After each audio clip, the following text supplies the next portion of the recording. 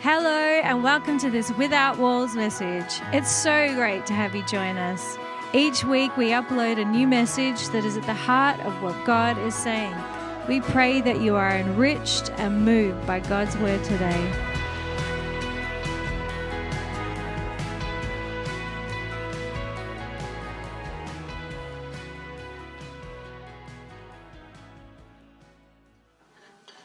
I want to preach a word to you that touched my life many years ago, and I don't want you to miss it.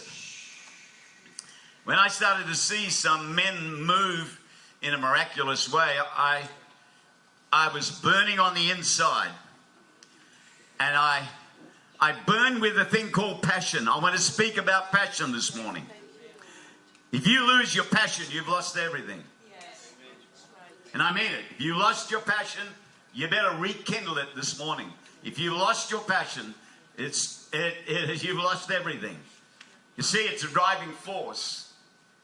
In Numbers 13, verse 17, Moses had 12 spies. Now, he gave them instructions, 5 instructions. 5 is the number of grace. He said, see the land. View the land, see how large it is, how small it is, what it is. See the people. Are they strong? Are they weak? Are they few? Or are they many? Then he said, see the land. Is it good? Bad? What is it? Give me an understanding of the land. Then he said, see the cities, the tents, the strongholds. See the land again. Is it fat? Is it lean? Is it wooded? And then bring me the fruit. You know, God is looking for fruit this morning. There are a lot of people with great potential, but they sit on that potential for all their Christian life. And this morning, I'm going to stir that up. Because you need that stirred up. Because many of you have had a wonderful prophetic word. Sometimes 20 years ago, 30 years ago, you're still sitting on it. And God wants to stir that up this morning, as well as he wants to heal. I saw him healing many people with bad backs. This morning in this place, if you've got a bad back, put your hand up. Many of you. God is going to heal your bones in the back. Hallelujah. Glory to Jesus. Son, I don't know who you are, but there's a call of God on your life. And what you're doing now is going to change. And in 6 months' time, you're not going to know who you are.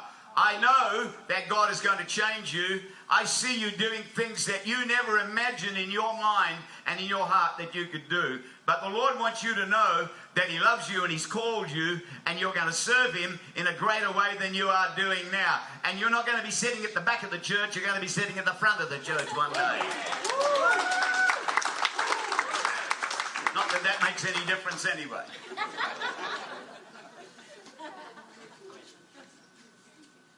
And in this city, we have changed quite dramatically. This whole pastoral thing is like it's in a washing machine. You know, my mother had a washing machine years ago. Put your clothing in, and there was a great big arm that used to go like this, you know. And then you had to put your thing had your clothing through the wringer, and it burned all the buttons off, and it was a real mess, and it made a mess of your clothing. Well, I tell you what, the whole church is in a washing machine right now, and it's been shaken to the back teeth like it's never been shaken before. And so I want to say to you that this morning, he said to the 12 spies, go in and see the land and bring me back a report. He said, yeah, look, 8 of them stood up and started to complain and say there are giants in the land, because that's all they could see. Their eyesight was small. Their understanding spiritually was small. They couldn't see with spiritual eyes. They couldn't hear with spiritual ears. They couldn't perceive with a spiritual heart. And yet God had said to them, you go out and spy the land and come back and give me a report. And 2 guys, Joshua and Caleb, stood up and said, we can eat those guys. Sure, there's giants in the land, but there's mighty fruit in the land. It's a matter of how you look.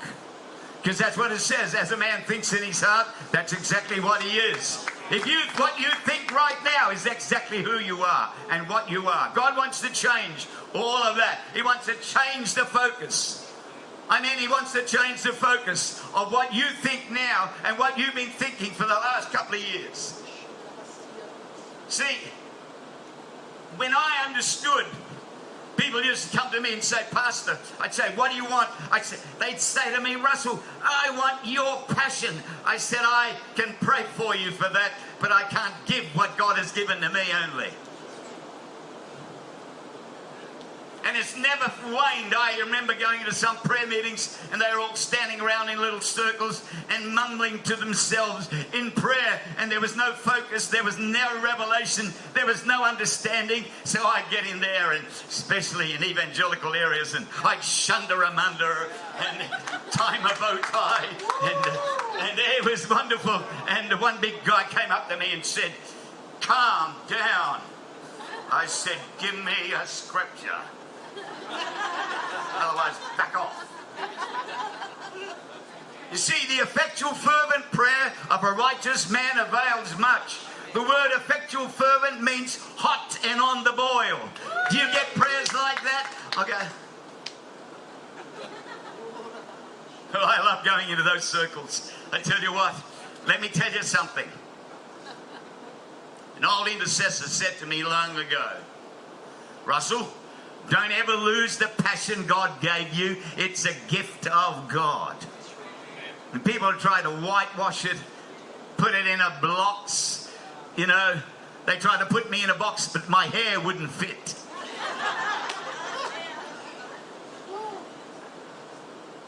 Somebody wrote this, discover the passion, the fire within, or you will live a life that's purely plain, mundane, and downright ordinary.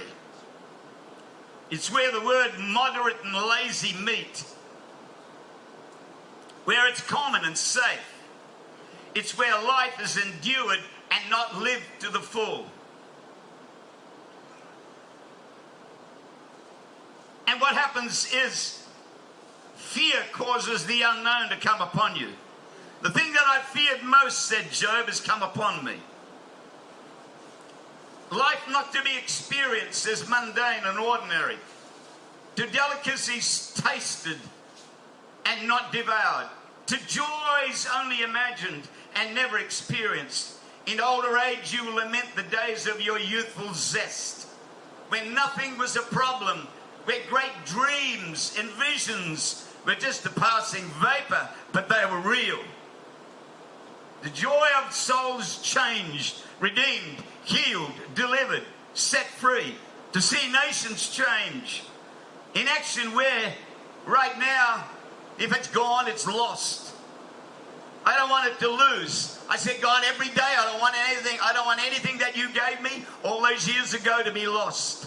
I don't want it to be lost. I want there a fervency, and I want a fire still in my belly. I want it to burn as long as I live. When they put me in the grave, there'll still be fire in my belly. Who was the guy they put in the grave? There was fire in his bones. They put a dead man in there, and he revived. That's the fire I'm talking about. That's the passion. That's the power of passion. You know, two determined runners in the 1934 Olympics. One was called Harold Abrahams, and another guy was called Eric Liddell. Eric Liddell ran out his commitment and excellence to God. He said to his sister one day, you know, God has gifted me with a purpose and a destiny and a desire that I've never, ever lost. When I run fast, I feel God's pleasure. The other guy, all he wanted was the accolades. All he wanted was the clapping. He wanted the shouting. He wanted to win the tape. And he said, you know what? I fear losing. No, I don't fear losing. I fear winning more than I fear losing, because I never lose. And he said, but all the accolades only last a second, and then the depression sets in. It only lasts for a second. And we are living in a kind of a life right now, and they're all, I tell you what, the media is full of it. It's self-aggrandizement, self-appointment. It's narcissistic rubbish. I've never met anything like it. And it happens, and it sees. And so God, see, he won the hallowed 100 meters. He won the gold, but the other guy won a 400 meters. The 400 meters in that Olympics was greater than the 100 meters. And I can tell you, there was more accolades in what he did. As the moment he got that gold, he went home, he packed his bags, and then he went to China as a missionary. Because that was burning greater in his heart. What's burning in your heart this morning? What's burning in your heart this morning? I've come to challenge you this morning. I hope Jeanette has me again, probably in a few years' time. But what's burning in your heart now? What is it? What's that burn you've got in your heart this morning? What's that burn you wake up in the morning? What's that burn you wake up at 1 o'clock and 2 o'clock and 3 o'clock in the morning? What's that thing in your heart now?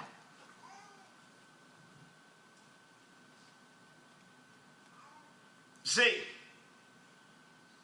passion is a force of God's character.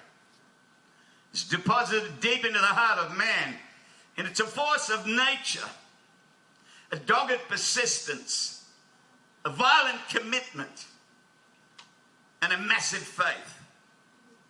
Psalm 69 verse 9, David said this, "The zeal of your house has eaten me up." You know what that word zeal means? It's like when you put a pot of water and bring it right to the boil. You know those bubbles that come up? That's what it means. That's what it means. You know what the word prophetic means? To bubble up. I say, God, I don't ever want to wane down. I don't want those bubbles that you put in my belly ever to be useless. I want to have that passion.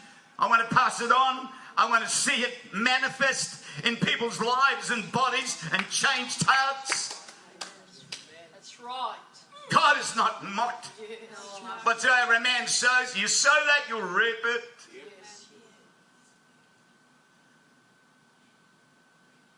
In 2 Corinthians 9:2 it says, "And your zeal, God, has provoked me." In 2 Timothy 1 verse 6 it says, God, I'm saying to myself, I put you in remembrance. I put you in remembrance. Therefore I put you in remembrance that you stir up the gift that's in you. Stir up the gift that's in you. Whenever I come to preach this morning, God, I was stirring that gift. I was stirring those gifts. I was stirring every gift you gave me.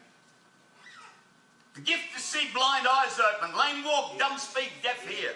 To see cancer fall off people's lives.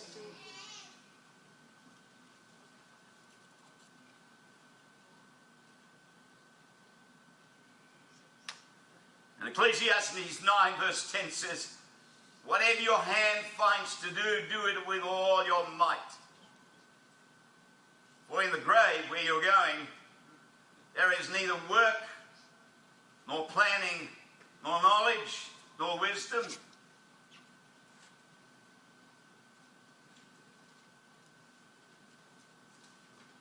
Paul encouraged the Galatian church. In Galatians 4 verse 18.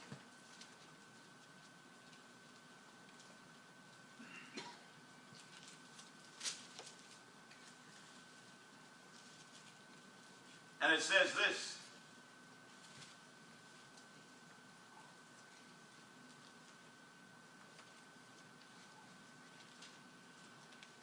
But it is good, he said, in verse 7 he just says,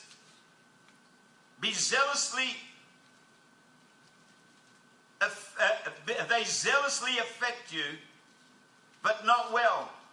Yes, they would exclude you, include you, that you might affect them. But it is good to be zealously affected always. Always. In a good thing, and not only when I am present with you, my little children, who may travail again in birth again, until Christ be formed in you. When Paul prayed for the church, he prayed with such a passion, it was like giving childbirth. Where's that passion gone in our city that once used to be there? Where? What happened to it? I ask these questions because in some churches, you can't ask it. You can't ask it. The great Rev Hill once wrote this, away with palsied, powerless preaching. Which is unmoving because it was born in a tomb instead of a womb and nourished in a fireless, prayerless soul. We may pray, we may preach and perish, but we can never pray and perish. If God called you to the ministry, brothers, then, dear brothers, indeed, I contend that you should be unctionized with all of your getting. And we live in a time of getting. Give me this, give me that. Get unction, lest barren altars be the badge of your unctionless intellectualism. Think about that. I had this little book given to me a long time ago. It's called Why Revival Tarries. Why does revival tarry? Why does it wait so long? When I first got saved in the 70s, I expected within 10 years I'd see the Lord come. I had a passion for it. I still do. See, in many places, we've lost that passion. When Nehemiah built the walls of Jerusalem, which were broken down and the enemy's hand had been upon it. When they continued the work, the Bible says in Nehemiah 4, so we continued the work with half the men holding spears from the first light of dawn till the stars came out. In Isaiah 62 it says, for Zion's sake, I will not keep silent. For Jerusalem's sake, I will not remain quiet till her righteousness shines like the dawn of her salvation, like a blazing torch. Passion in your heart this morning is the power to energize and transform you, and transform and energize nations and cities and churches and people groups. You thought you were going to get a nice little message this morning. Passion is transformational. It's a redemptive and force power, a value that is endless. And what one man wrote, I'd rather cool down a fanatic than warm up a corpse.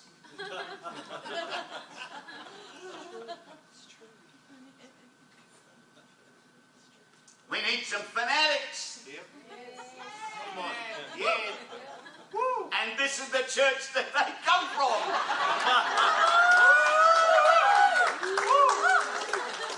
One man was bold enough to wear red shoes and a blue scarf and ballet dance out the front. What happened to the other men? Where are the other men?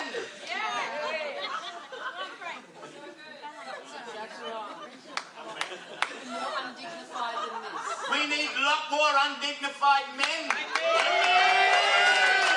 We've got six of those sects of women like that. Look at your pastor.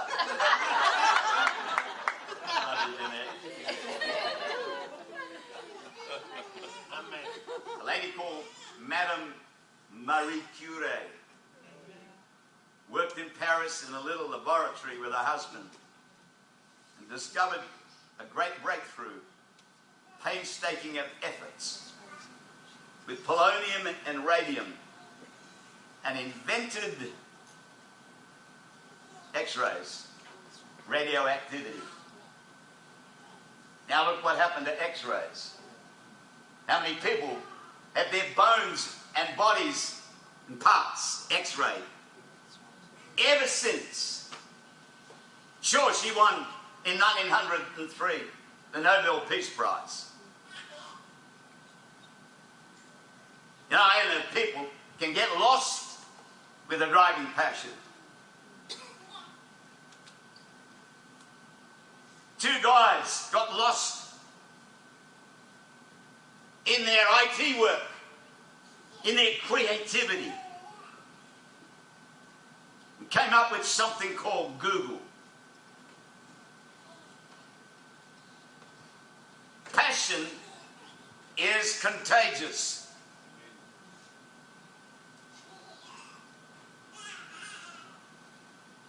And I love Elijah, that great prophet of old.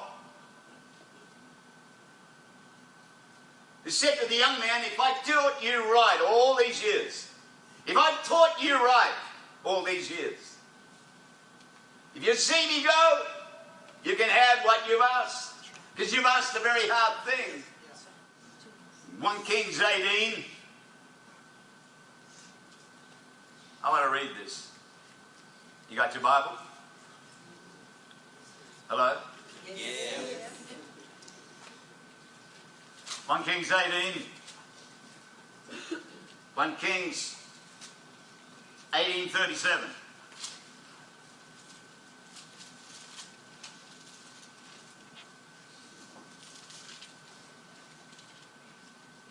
Is that right, Russell? 1 Kings.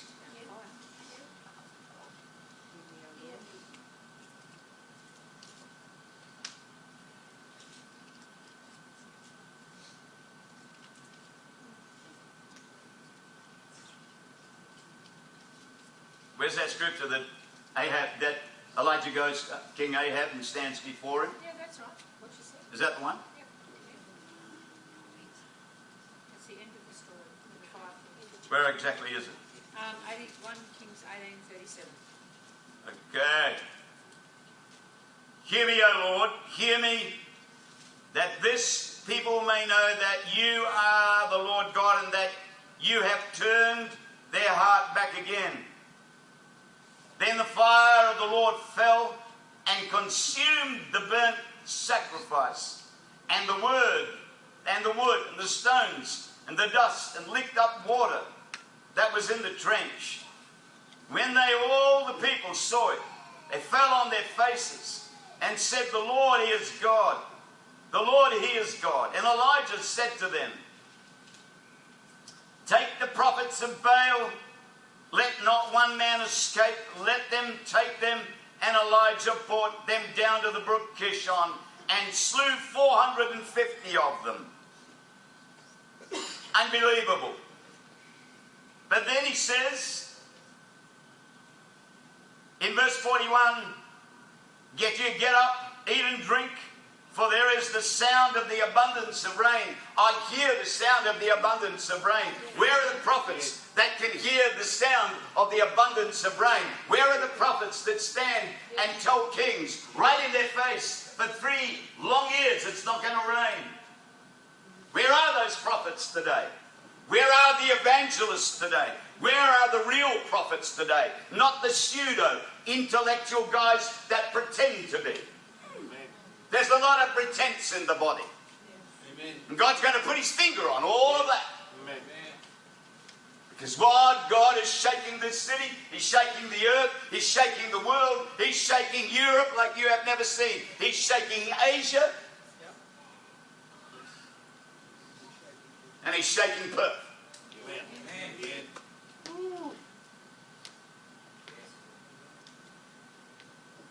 I can tell you now, this great prophet of old, a fearless, bold, dauntless reformer that had driving passion in his belly, a rebuker of kings, a great intercessor, a reformer of the miraculous, a performer of the miraculous, a God-inspired prophet who had mystery and majesty affected to himself, who spoke like it was. His trust was impeccable. He fed by ravens. Who would go to a brook and hide by a brook No one goes to hide by a brook. No prophet does that. They want their face to be shown. Now let me tell you this. I don't want to see your face. I want to see your mantle. When you show me your mantle, I won't see your face. Right now you get on social media and it's all about the face. One moment they have got their face, they're looking this way. Another moment they're looking this way. Another moment they're looking that way. One pastor in the city got COVID a couple of months ago. So he put on Facebook, I couldn't handle it. Day 1 with COVID. Day 2 with COVID. Day 3 with COVID. I couldn't handle it after that. So I texted him back and on Facebook I said, "Oh, Sukilala, why don't you suck it up like everybody else has to?"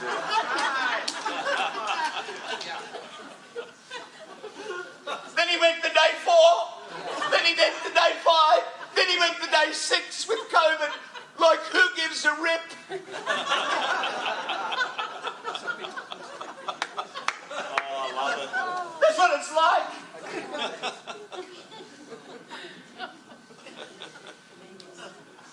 And here's this guy goes, "Hey, King, it's not going to rain for 3 years." Then he goes back and says, "Hey, King, you better get up and eat and drink. I hear the sound.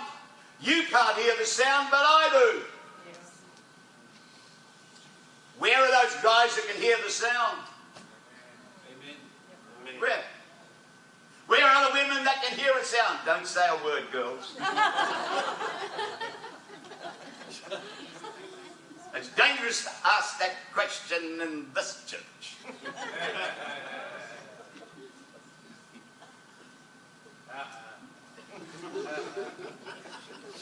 David said this: "My heart is hot within me. While I was musing, the fire was burning." Musing, what is that music? You know what that word in the Greek? Muttering. I was musing. I was muttering. Oh God, stoke that fire again. It's gone down to embers. Some in this place, you've allowed that fire to go to embers. And you've put up with rubbish for so long. And you've called it okay. Too long. And if ever there was a church in this city that had the potential to burn and to explode, it's this church. Amen. With that crazy woman.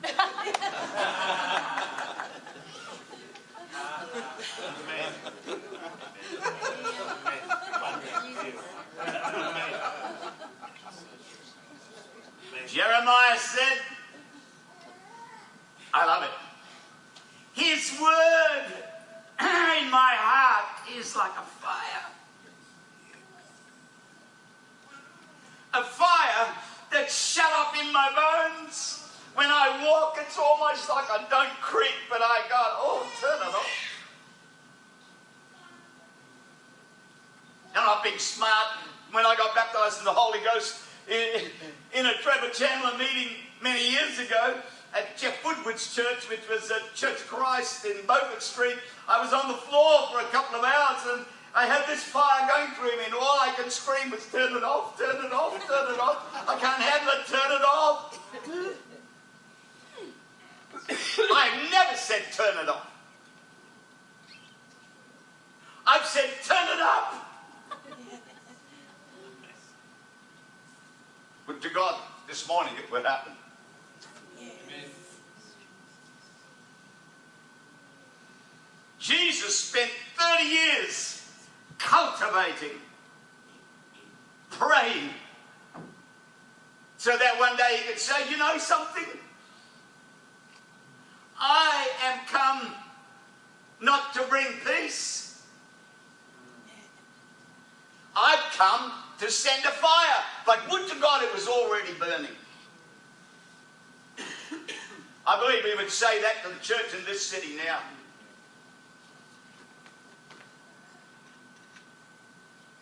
Without passion, you're lost in a useless work that's directionless. Vision gets blurred. You attract only those of similar interests and status in life. You'll never leave a legacy behind for others to emulate.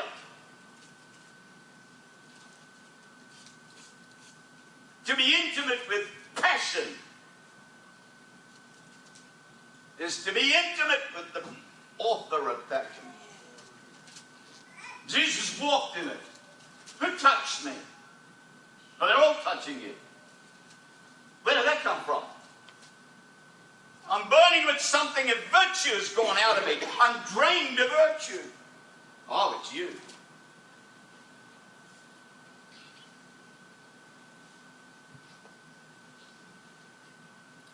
The word intimacy means innermost. God looks at the heart first, and then he looks at the hands. The hands is all about the heart. What was that scripture?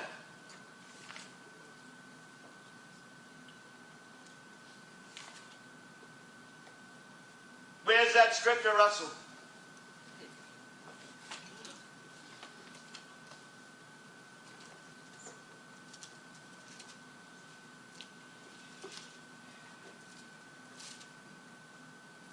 In Haggai 2, 6 to 9.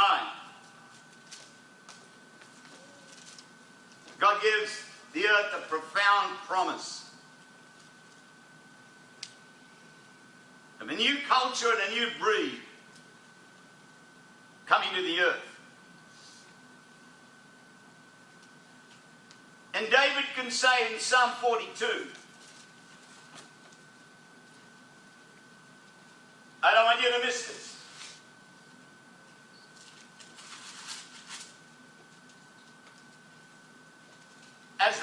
As the deer pants after the water brooks,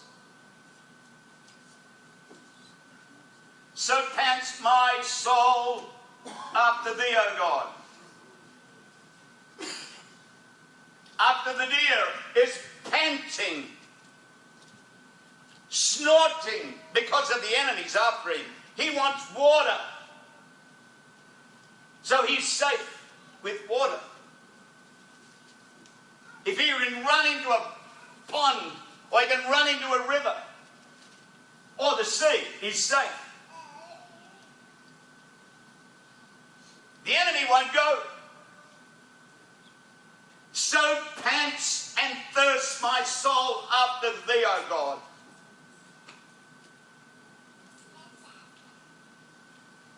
That's why he went on to say, you know something? The glory of the last house will be greater than the former. The glory of the last house, the passion of the last house, the fire of the last house, the force of Jesus inside somebody on the last house.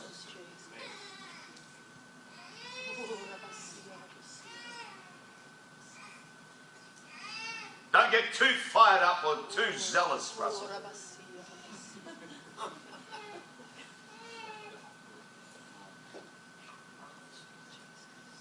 It'll be greater than the former. And this morning I want to pray for you.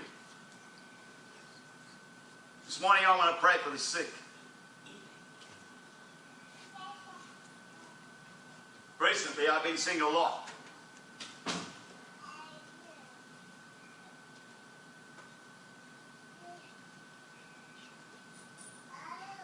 And this is not anymore. I'm here. Now give me. Give me, give me, give me. I'm ready for more. And take little. And walk out the church. Somebody, isn't that great? And they walked down the road to say, what did he speak about? What was it all about? Oh, that guy made a lot of noise. He's been making a lot of noise since 1978 when he got ordained. Really. And he's still making a lot of noise.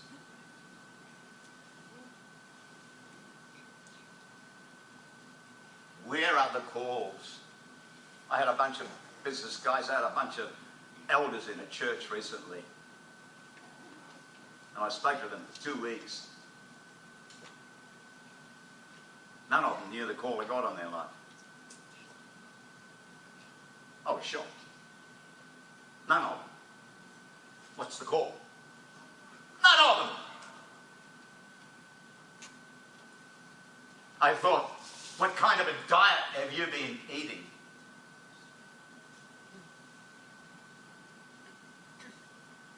With the zeal of my house has eaten me up, God.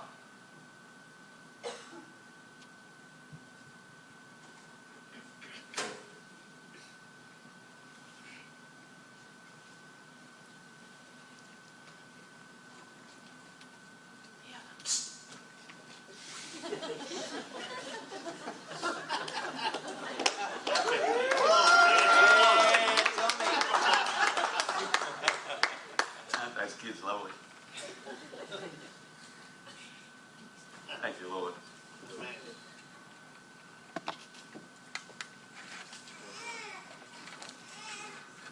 Don't lose it like often.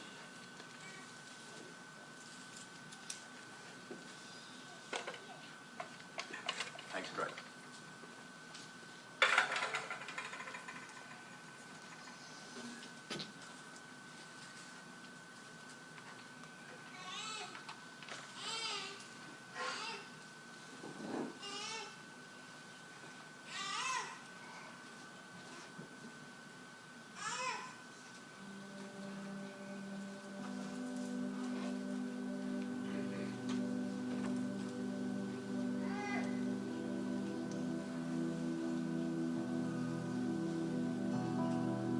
I was on my way to Zurich,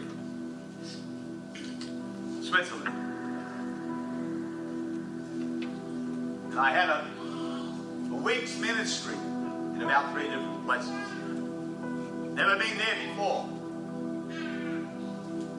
I got on the flight from Perth to Singapore. But when I got to Singapore, the enemy came in with all fear, trepidation, worry and anxiety. I'm fighting as much as I can. He was relentless on me. As a man thinks in his heart, that's what he is. So I'm trying to change my thinking. But the fear kept gripping me. What if, what if, what if, what if? So I hop on, one of my elders from Singapore, who I'm still friendly with, great guy, came to the airport, prayed for me, put me on that aircraft. But it's fear all over me, all the way to Zurich. I land in a snowstorm. At 2:30 in the morning, they pick me up and take me for 3 hours up a mountain, go to a place called Herisau. And I had the wrong shoes on. So the guy's taking me across the road to buy some proper shoes. And while I'm walking across this road, I fell. And I fell down on this elbow. And now I've got a hematoma out here. And I've got to preach that and pray that night. I said, God, this is terrible. Help me. Fear all over me. When I got to the meeting, I said, no. All these people came out the front, and all of a sudden, I saw gold falling on the musicians. There was gold all over them instruments, gold in their hair, gold everywhere.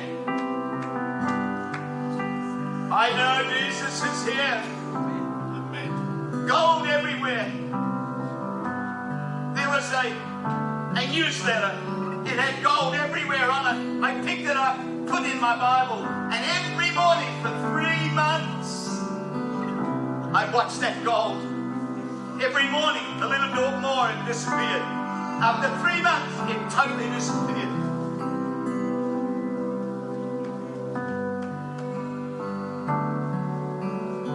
But I had to fight. And where did I fight from? I fought from here. I didn't fight from here. That's right. I fought from here. Some of you guys are so comfortable. It's sickening.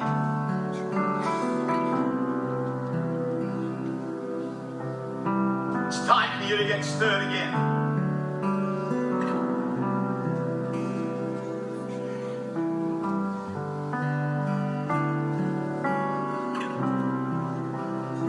And I can say it with a smile.